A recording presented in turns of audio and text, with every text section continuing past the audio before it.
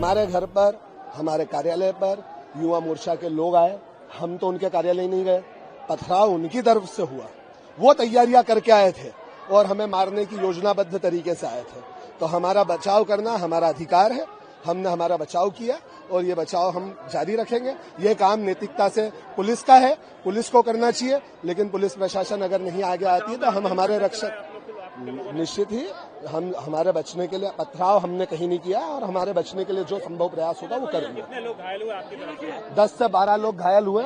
हमारे 10 से 12 लोग घायल हुए। हमारे जिलाध्यक्ष जी भी घायल हुए, विपिन वानखेड़े जी, हमारे कार्यवाहक अध्यक्ष देवेंद्र यादव जी भी घायल हुए। पुलिस कुछ नहीं कर रही थी, पुलिस हमें धकेल रही थी। पुलिस उनको वो आगे तक आ गए, उनको रोक नहीं पाई और हमको हमारे कार्यालय में भरने का प्रयास कर रही है। पुलिस पूरी तरह से पक्षपात के साथ में दिखी। यहाँ पर पुलिस पूरी तरह से बीजेपी की पुलिस है, ना कि ये प्रशासन आम जन का नहीं, ये बीजेपी का प्रशासन है। बीजेपी के इशारों पे काम करने वाला प्रशासन हमारा। हाँ, केस दर्ज कराने जा रहे हैं युवा मोर्चा के खिलाफ? बिल्कुल निश्चित ही हमारा जो नेतृत्व कहेगा वो करेंगे और जहां तक है अभी हमारा डिस्कशन होगा, उसके बाद हम केस भी दर्ज करवाएंगे। हमारे घर पर हमारी आत्मीयता पर हमला किया, उसका जवाब बिल्कुल देंगे। जिस तरह से वैश्विक मंच पर एआई की समिट चल रही थी, अंतर्राष्ट्रीय मंच था, कम से कम 45 अंतर्राष्ट्रीय देश वहां पर आमंत्रित थे, कम से कम 30 राष्ट्राध्यक्ष थे और 110 देश के लोग वहां पर आमंत्रित थे। और वहां पर भारत के सम्मान को, भारत की अस्मिता को, भारत की प्रतिष्ठा को स्थापित करने का काम प्रधानमंत्री मोदी जी कर रहे थे। और वहां पर उनके कुछ तथाकथित कांग्रेसी अर्धनग्न व्यवस्था पर जिस तरह से उन्होंने आक्रोशित होकर प्रदर्शन किया है, मैं समझता हूं कि ये पूरे भारत का और भारत के साथ में 140 करोड़ देशवासियों का अपमान है।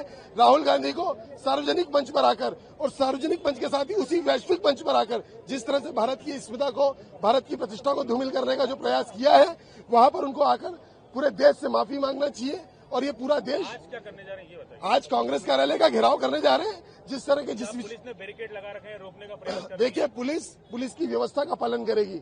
हम सब लोग, उधर कांग्रेसी भी खड़े हुए हैं। कांग्रेस तो भाई साहब खड़े हैं, लेकिन यहाँ पर जिस तरह से युवाओं का आक्रोश आप जो देखने को मिल पा रहा है, हमारे सम्मानित लोकप्रिय विधायक रमेश जी और हम लोग सुचिता और सुशासन की पार्टी के कार्यकर्ता हैं और अनुशासन को और संस्कार को जीने वाले कार्यकर्ता हैं।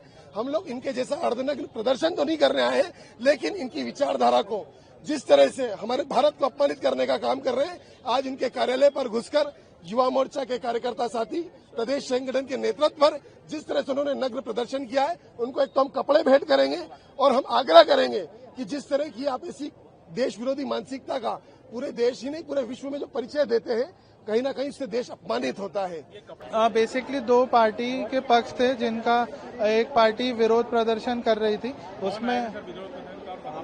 उसमें ये यहाँ पे कांग्रेस कार्यालय के पास में विरोध प्रदर्शन था।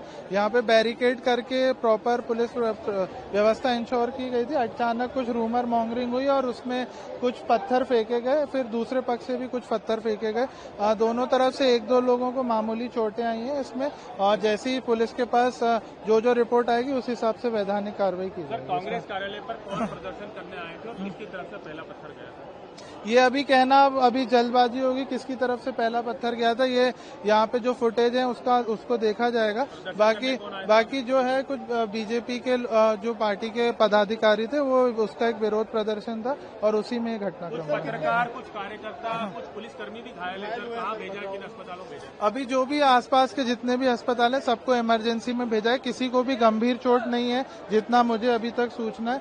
बाकी जो लोग भी घायल है उनका इलाज कराया जा रहा है। हाँ, इसमें जिस भी तरफ से रिपोर्ट आएगी उसमें केस दर्ज किया जाएगा।